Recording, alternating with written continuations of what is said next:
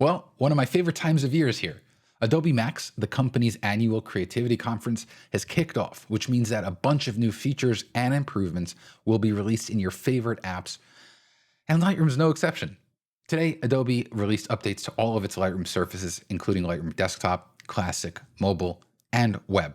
But for this video, I'm going to focus on 5 of my favorite new features and improvements to Lightroom Desktop specifically.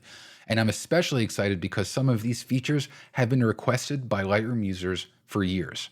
Now, if you remember to this time last year when Adobe Max 2023 came out and Lightroom got local browse, I said that it's one of the most significant features to help a classic user feel more comfortable when giving Lightroom Desktop a shot. Well, I can say the same thing about some of the new features added to Lightroom Desktop this year because 2 of the most requested features are now here: Smart Albums and the ability to edit in third-party apps. Now, before we dive in, you should also check out the improvements to Lightroom Mobile and Web because both of those surfaces got some sweet new tools as well, and I'll create videos highlighting those too. And if you are at Adobe Max, let me know so that we can catch up, and be sure to attend my session if you're already there. All right, let's dive in. As usual, the first PSA I have to give you is that you'll obviously want to install the latest version of Lightroom Desktop. So you'll click on the Creative Cloud Desktop app over here, and then you can go to Apps, and then click on View Updates. If you don't see the updates, don't worry. It does take a little bit of time for Adobe to roll out these updates worldwide. You can try quitting the Creative Cloud app and relaunching, or you can try rebooting your computer. Sometimes I've done that and it helped, but trust me, it's there. It's version 8.0 for Lightroom Desktop, so that's what we're going to be working on now. All right, so here is Lightroom Desktop 8.0, and you can see I've got this folder with 5 of my favorite features. Each one has its own folder. The first one, and I would say probably the most important for this update, is Smart Albums. Now, Smart Albums is the equivalent, the Lightroom Classic equivalent of Smart Collections, where you create a collection, but the collection is built atop certain criteria that you specify. So let's say you want, an album of all images with a pick flag.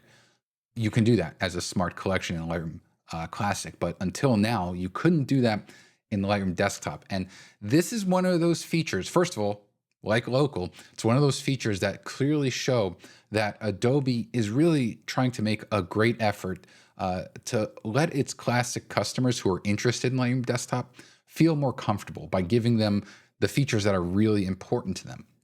And the thing is, in my opinion, this implementation of Smart Albums is significantly better than Smart Collections because of one specific reason. I'll show it to you in a second.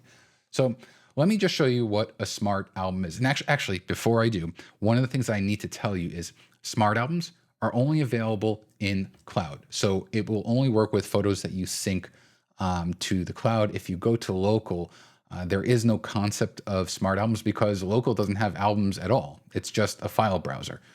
So when you go here, you'll see there is no ability to create albums. So again, it's in cloud.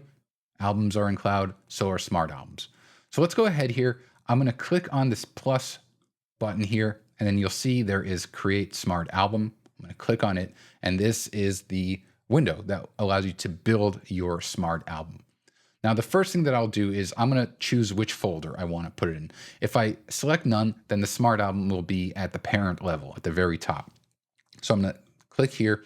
I'm going to put it in that top level folder, and then I'm going to put that album here in Smart Albums, just so that's where it lives. So let's start with a Smart Album that a Lightroom Classic user would be familiar with. This is something you can do in Lightroom Classic. So I'm going to call this, I want to see all of my images that I rated 4 stars taken in 2019. So specifically images with a 4-star rating in the calendar year of 2019. And so you can see that there are no rules over here because we haven't added any yet. So the first thing you'll need to do is click this Add New Rule. And I'm going to start by selecting Rating. But you can see, first of all, here are all of the criteria that you can filter your Smart Album by. So I know I want the rating here, and I want it to be 4 stars. I don't want it to be at least 4 stars, which would be equal or greater or equal or less. I want it to be 4 stars. And then the second criteria is I want the photos to be taken in 2019. Click on Add New Rule, Capture Date. And here I will change this from is to is in the range. Let's change this to the 1st of January, the year 2019, and then 31st of December, 2019. Now, of course, you can make this whatever you want, but this is my 4 stars taken in 2019. And 4 stars is because that's the rating I give to all of my edited photos that are ready to share. So I'll click create.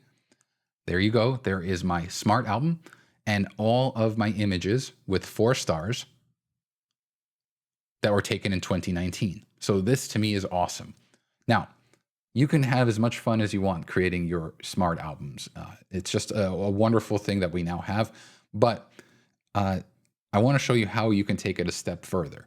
So Lightroom has had AI-powered search, Sensei search, for a very long time here, where you can come up here and you can search for a term. In that term, you wouldn't need to add a keyword or anything. Let's say I did a search for waterfall without keywording anything. Lightroom would use AI to identify those images, and that's where smart albums becomes amazing. So again, I'm going to create another smart album, and I'll call this 4-star waterfalls taken in 2019. Let's put this also in the smart albums folder here. And let's do the same thing that we did before. Add new rule. We'll go to rating. So I want it to be 4 stars. Add a new rule. Capture date. I want it to be between the 1st of January, 2019, and the 31st of December, 2019. But here's where things get fun, because now I can go to add new rule and I can go to search. And I can just add in whatever search term I want. So I said I want to search for all waterfalls. Click on create, and here we go. Lightroom will create the smart album, and now it's putting in all the photos that it thinks is a waterfall without me having to do anything else. And here's the best part is that, let's say it's not 2019, let's say it's 2024, the current year that this video is being recorded in. And as the year goes on, I take more waterfall photos and I upload them and sync them to the cloud in the Lightroom. That smart album will update as it detects more waterfall photos, which is one of the most powerful things. This, personally, to me, this was a feature I've been asking for forever. Yes, I love the idea of having smart albums, but why not pair it with some of the features that Lightroom Desktop has that Classic doesn't, especially AI search? Because I'll tell you what, I rely on AI search so much, it's not even funny. And it's very rare that I do not find the image that I'm searching for just by typing in some terms. So the ability to pair AI search to smart albums it's just awesome. So that's smart albums for you now in Lightroom Desktop. All right, so the second feature that's new to Lightroom Desktop 8, this is a huge one. This has been asked for a long time, and it's the ability to edit photos in third-party apps. So here you can see this is a photo of me and my sister as little kids. Here's the thing, my mom scanned this in, and she scanned it in at a low res, 600 by 600. And so I want to upscale this, and I usually like to use some third-party apps like Topaz Gigapixel or Topaz Photo AI. And so we can now do that. Now, here's the thing. This is really important.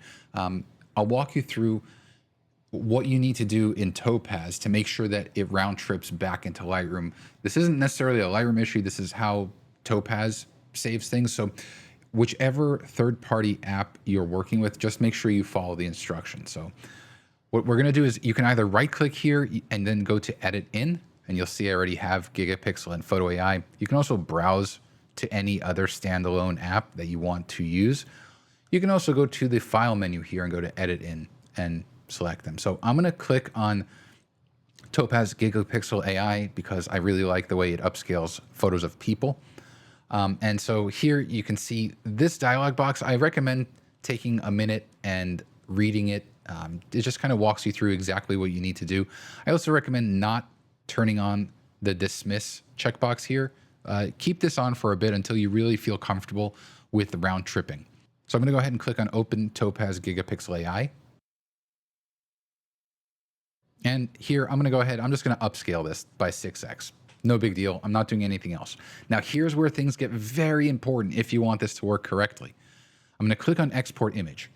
The way that Lightroom works is that it creates a TIFF file. So when I said edit in Gigapixel, Lightroom took that JPEG that I had, it created a TIFF file, and it put it in this temporary directory.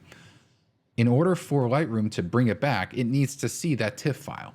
So after you make your changes, for example, in Topaz, it's very important that you save that new file, that edited file, in the same folder, and it has to have the same file name. You can't change it. If you change the file name at all or save it as a JPEG, let's say, because it comes in as a TIFF, you save it as a JPEG, it won't come back automatically to Lightroom. So in Gigapixel, what you'll want to make sure of is that first, you do not have a prefix or a suffix for the file name. That ensures that the file name does not change. Also, this is critical. Allow overwriting has to be on. Remember, you're not overwriting your original photo. It's the TIFF file that Lightroom created. So you want this on. So it says yes. Then you'll save it to the original folder and you will preserve the input format. I'm going to go ahead and click save. Lightroom will save that TIFF file. I can close this window. And now I'm going to go back to Lightroom and I'm going to click on finish. And when I do that, you can see that Lightroom is importing it. I went to grid view, but you can see that it stacked it with the original. So let me right click here, ungroup stack, click on group. And then you can see here is the original JPEG and the TIFF file. So if I compare these two really quickly, you can clearly see both versions are here and it's done automatically. So just remember, make sure you properly do that. I'm going to go ahead, actually, I'm going to delete this. And I'm going to walk you through using Photo AI in case you're using Topaz Photo AI. So again, right click, edit in Topaz Photo AI. Click on the Open Topaz Photo AI button. I'll go ahead here. I'm just going to upscale this also by 6. And then I'm going to click on Export Image. And the same thing, make sure you do not have the prefix or the suffix. Make sure Allow Overwriting is on and that you're saving to the original folder and preserve input format. Click Save. Let's go back to Lightroom. This is important. You have to click on Finish. And now you will see there is that TIFF file that was imported back.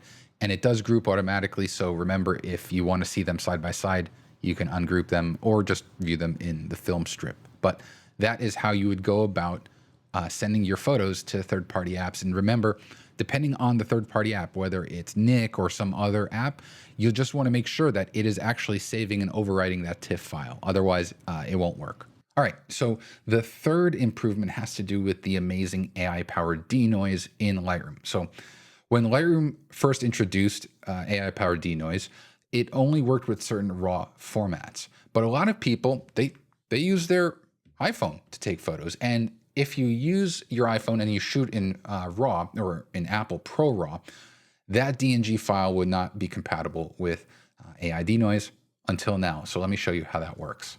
All right, so I have this photo taken with my iPhone 15 Pro Max. So because this is a ProRAW, it has been run through Apple's processing. But you can see kind of if I zoom in, it is still kind of a little noisy, a little crunchy here. And so I want to clean that up. And I can do that now. If I right click and go to enhance, before, if I try to do this, let me turn off super resolution. If I tried to do this, the denoise would not work. There would be a little exclamation and a triangle saying that it's not supported. Now it does. So if I enable that, let me go ahead. I'm going to zoom out here and let me zoom into that same area. I mean, you can see how much better it is. I actually at first wasn't sure. I was a bit skeptical because I know that Apple does a lot of processing to its ProRAW.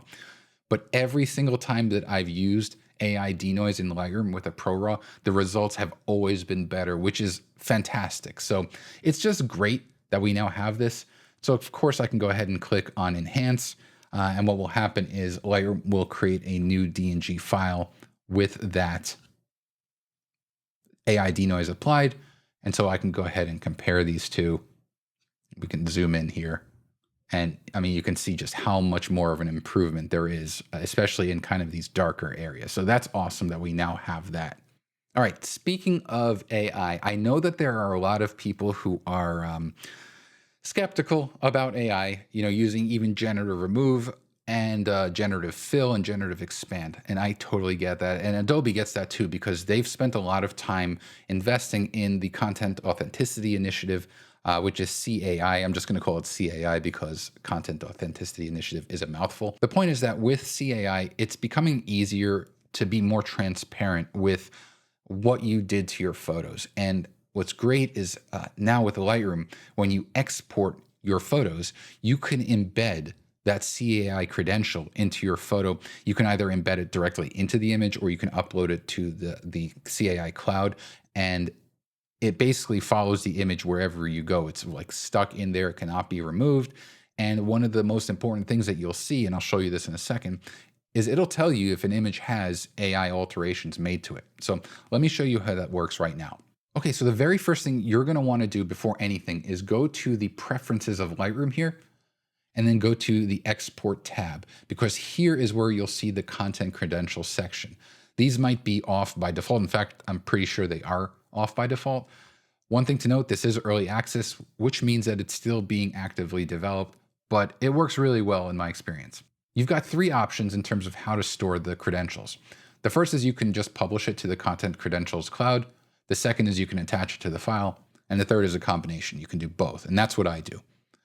Then you can control what information gets applied. Obviously, very important is who created or produced the image. When you click on Manage, that'll give you the ability to add that information. Same thing with your social media accounts. Like you can add Instagram, Twitter, Behance. Just click on Manage. That'll open up, like I said, a web browser tab, and you can add that information. And then, of course, probably most important, next to who did it, is the edits and activity. This is great because this will show you what was done, and I'll show you this in a second. Also, I recommend enabling apply content credentials when using an export shortcut. This is what an export shortcut is. When you go to share, if you don't select custom settings, but you select one of these presets, the content credentials will be applied. You can actually see it right here. It's part of the preset. So I'm going to go ahead and just use the JPEG large preset, which is full size, 100% quality, and content credentials. Click on this. I'm going to save it to the desktop here. You can see here is the image. Now, let me bring this browser tab over here. If you go to content.authenticity.adobe.com, you can actually learn more about what Adobe is doing, their efforts with content credentials and the Content Authenticity Initiative. It's really great. I highly recommend you join their waitlist so you can get access to their web app. But for now, one of the things you can do is you see right here, it says inspect. I'm going to go ahead and click on this, and I'm going to take this JPEG that we just exported out of Lightroom, and I'm going to drag it on. And this is where things get awesome. The first thing you can see is that the original photo was a DNG. So this was the iPhone photo. Because Apple doesn't write any information yet, it doesn't have that. There are cameras actually, like I believe Leica is one of those cameras that is moving forward with this, where at the time of creation, as soon as you press the shutter button, it will write these kinds of content credentials to the original raw file. It can never be removed or altered. So if you are someone who is very, very kind of like into wanting to maintain the chain of authenticity from the camera on, I mean, it's great to see more of these camera manufacturers take it seriously. So let's go back here though. I'm going to go ahead and click on the image, and let's scroll down and see the first thing. This image combines multiple pieces of content. At least one was generated with an AI tool. That is big. That is what you want to see, because one thing I did not mention is if we go back to this image and I hit the backslash key, that's the original. You can see that there was a lot of AI use. So I used generative remove very heavily here to remove those people. So it's basically keeping me honest. As we go down, credit and usage, you can see produced by me, links to my social media channels, which is awesome. And then the process. So you can see that I use Lightroom 8.0. Adobe Firefly is what powers generative remove in Lightroom. So it's telling us that this is the AI tool used. And then a bunch of summaries of the edits that were applied here, which is fantastic. And again, you can download an image. Let's say I shared this on Instagram or on Facebook or wherever, and you downloaded it and you opened it up in the inspect tool. Those details would be there, which is fantastic. And again, I think it's a huge step forward to creating an understanding and kind of a balance with the rapid pace of AI today. So I think it's great. I love that it's part of Lightroom. You can do it in Lightroom Mobile as well. So with that, let's move on to the fifth feature. All right, so speaking of generative remove, this is an improvement. This is kind of like, I actually was hoping we'd get this. Basically, if you go to generative remove and you make sure that the checkbox is enabled for generative remove, before, let's say I wanted to get rid of this area here and this area here and maybe this leaf. Previously, I'd make my selection. So I just kind of go like this and something like that. You see the selection here. And if I tried to do something else, I'd get an error saying that it has to be connected. You needed a contiguous selection. But now I can make multiple selections. So there's another selection, and then here's a third one. And this is great. So now what I'm going to do is click on remove. And there we go. They're gone. Now here's the important thing. It's not one giant selection. You can see this is selection 1, selection 2, and selection 3. Each one has their own 3 variations. So you can see if I toggle this, only that selection is changing variations. Same thing with these two. So it's just a really great way to speed up this workflow. If you have a bunch of things that you want to use generative remove to get rid of, instead of having to do them one at a time, you can now do it in one fell swoop. Now, of course, there are plenty of other improvements. There are camera improvements and lens profile improvements that have been added. And of course, a bunch of bugs have been squashed. So Lightroom Desktop should be as stable as ever, and it should only get more stable. With that, if you are interested in Lightroom's cloud-based ecosystem, Lightroom Desktop, Lightroom Mobile, and Lightroom Web, please check out my course called Lightroom Everywhere. It has been updated to include all of these new features in depth. And this is only a small piece of how Lightroom works. There is so much to it that's amazing. And if you're someone who's maybe thinking about moving from Classic, or you're just new to Lightroom and you want to get the most out of desktop, mobile, and web, then please do check out my course. Again, it's called Lightroom Everywhere. I'll leave a link to it in the description below. And for the sake of nostalgia, I'm going to include this video from last year's Adobe Max where they introduced local browse, which I still say is one of the most important features to Lightroom Desktop. With that, if you found this video helpful, a thumbs up is always appreciated, and please be sure to click on the subscribe button and the bell icon to get notified of all future videos. Thanks a lot.